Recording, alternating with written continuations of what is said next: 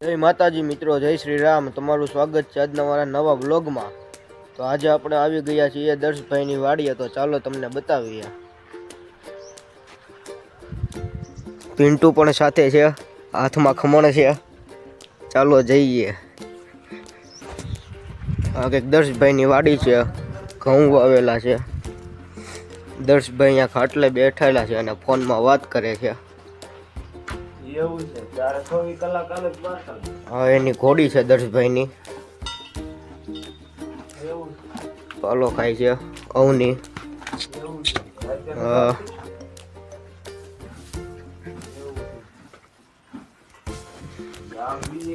ચાલો, ઘોડી પાલો ખાય છે ને આપણે ખમણ ખાઈ લેવી.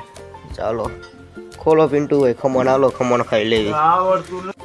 દર્શભાઈ હવે ઘોડીને સામાન બાંધે છે, પછી ઘોડીને આપણે જોડાવવાની ઠેકાવવાની છે.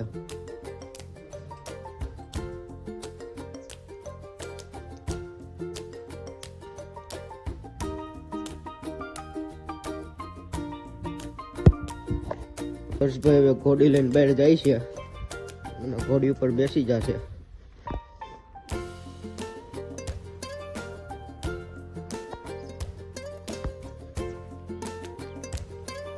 બેસી ગયા ઘોડી ઉપર.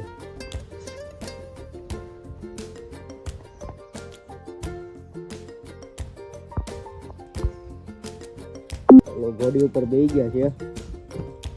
હા, મારી ઠેક હાલો.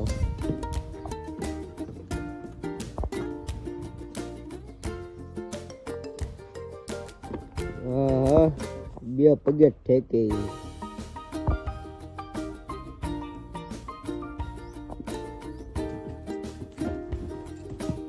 હાલો ચકાવો.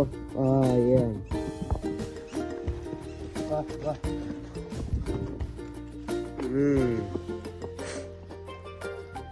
લઈને બાર શેરીમાં આવી ગયા છો. જોવો તો ઝૂડું કાઢે છે વાંથી.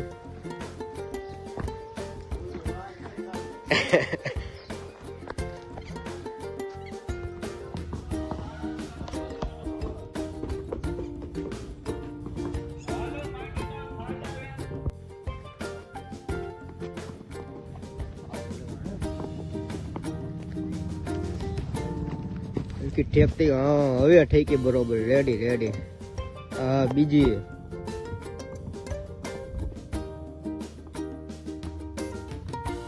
આપણે ઘોડી લઈને આવ્યા હતા ચિંટા બાપુની, ત્યાં પણ લાયટ નથી. ઘોડીને ધમારવાની હતી પણ લાયટ નથી, એટલે હવે આપણે એને પછી ધમારી લેશું.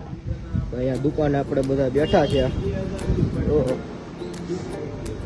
પિન્ટુભાઈ બેઠા છે, ગલ્લાભાઈ સોડા પી લીધી. ગલ્લાભાઈએ કઈ માજા ફ્રૂટી. આ દિલ્લુભાઈ ચશ્મા પહેરીનો.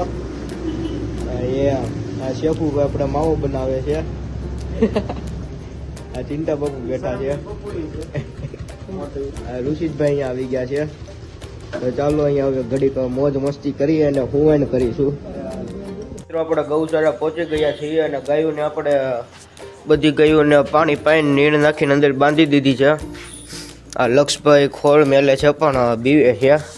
અંદર વહી જા, મેલી દે હમણાં. લ્યો.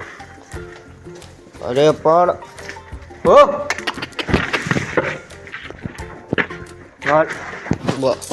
એની તગારું મેલ દે. એ ગઈ ઓલું મેલ દે. તો આજે આપણે વાંયદું બાંયદું કરીને ગૌશાળા અત્યારે કમ્પ્લીટ કરી નાખી. ચોખ્ખી એકદમ. જો અંદર રૂમમાં ખાંડ પલાળેલું છે આપણે.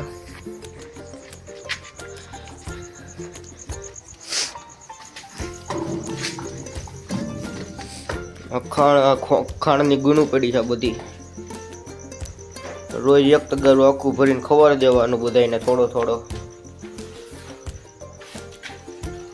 ના, જેનીશભાઈ આપણે કંઈક ચોપડીમાં જોવે છે, કંઈક હિસાબ બિસાબ કરતા હશે.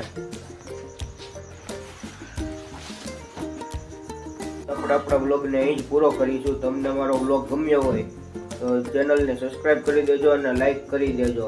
જય માતાજી, જય શ્રી રામ.